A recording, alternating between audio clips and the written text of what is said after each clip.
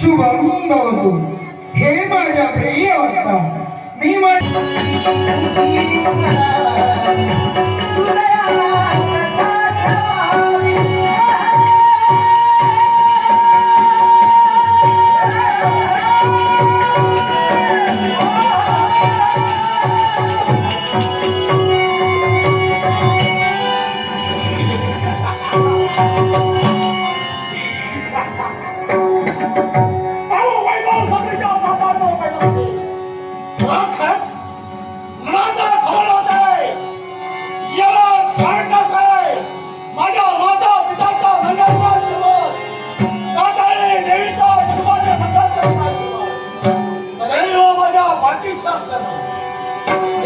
सारा वैभव सुख प्राप्त होतो.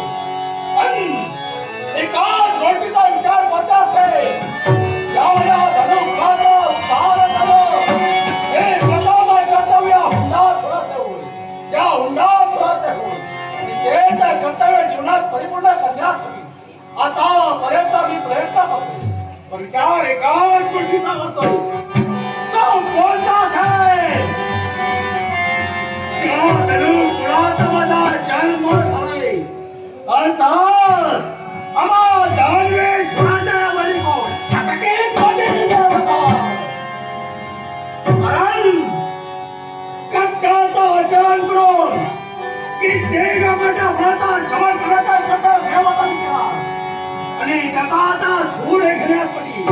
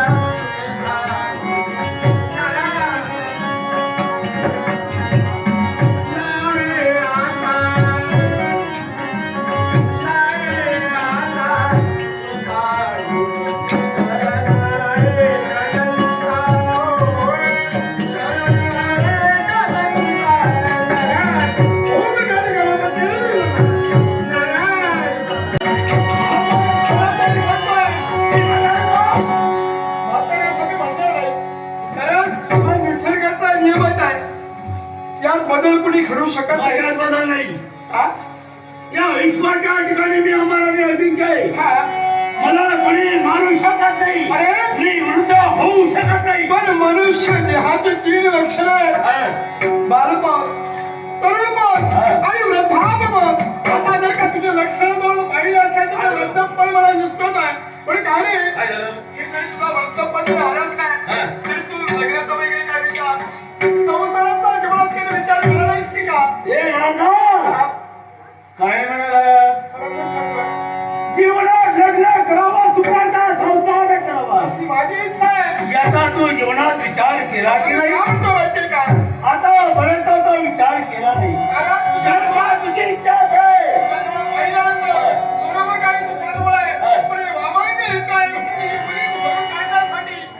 लग्न केले पाहिजे. राज्य करता मी अर्थात या राज्याला एक राणी पाहिजे आणि बरोबर मनामध्ये वाटू लागलं. काय वाटू लागलं? लग्न करावं. मला वाटलं झाल्याशिवाय वाटू लागलं. लग्न करावं. लग्न करावं आता संसार करावा अशी उत्कंठ लागली. मला सांग त्या माता मुलाची होते मला साध्या समेल समजा यवान असेल. अरे या तुझ्या माताला होणार जर का निरीक्षण केलं असेल तर एकीचं तोंड तिकडे दुसरीचं नाव काही असल्या माता होणार माझ्या घरात दिसायला देतो. मी दुसऱ्याला घेत नाही. कारण जसं दिसतोय तर समी वर्णन केलं पण त्याच्याही आता मनात नाही. माझ्या विश्वाच्या ठिकाणी विश्वाच्या पाठीवर आहे. अरे जणू तुझ्यासाठी दिले जन्म माझ्यासाठी काय म्हणतो का सांगतोय अवंत गणेश राज्याचा राजा देवांगी आणि त्याची कन्या देवांगी आणि हिने तुझ्यासाठी जन्म सुंदर किती अरे वा.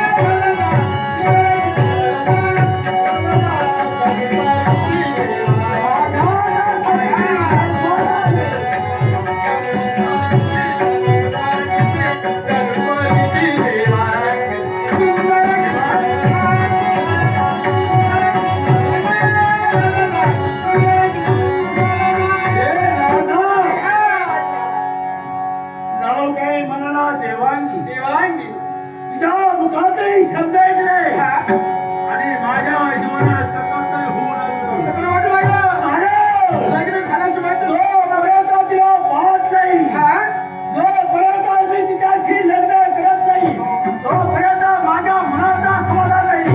मग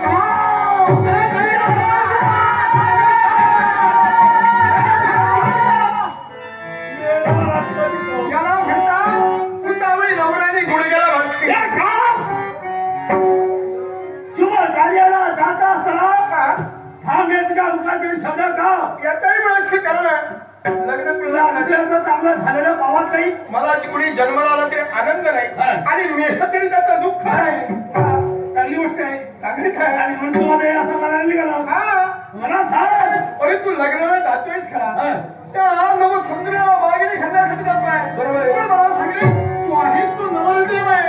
अरे तुझ्या वतीनं तुझ्या मायाममतेचं तुझ्या आपुलकीचं असं कोण आहे.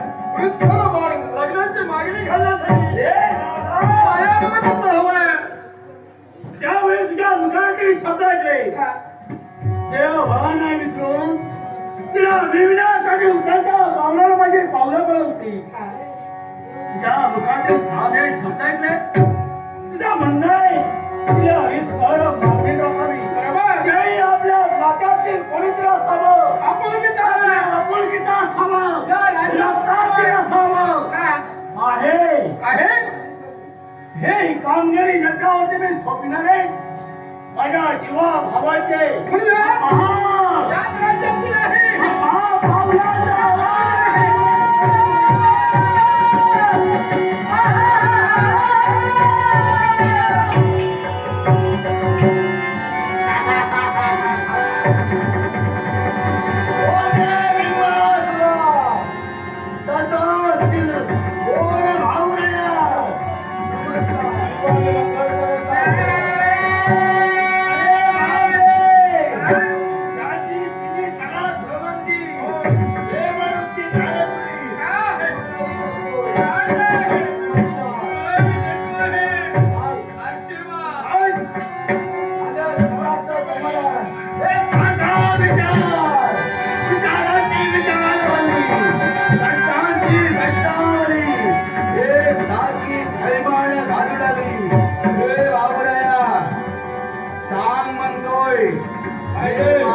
कर्तव्यात मग्न असताना एकाएकी हात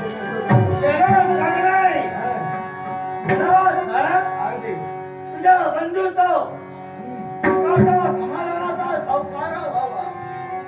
माझ्या जीवनात सहजीवनी यावी, लग्न करावं असं वाटत नाही. अवराया अगदी सत्य आहे. यापूर्वी याचा विचार मी माझ्या जीवनात केला होता. जन्माला अगोदर तू आलास, तुझ्या पाठीला पाय लावून मी जन्माला आलो. होय ना? बरोबर आहे. जीवनाचा विचार मी माझ्या जीवनात करतो, कारण माझा बंधू भयाचा माझ्या बंधूचं चांगलं व्हावं, सुखाचा संसार व्हावा माझ्या मनोमनी होती. आणि तो कष्ट आज जीवनात तू घडविला. आनंदी आनंद मृत्यूलोकाच्या ठिकाणी अपमानाचा क्षत्रिय राज्यकर्ता म्हणजे खरे. याची कन्या देवांगी. देवांगी तिला हे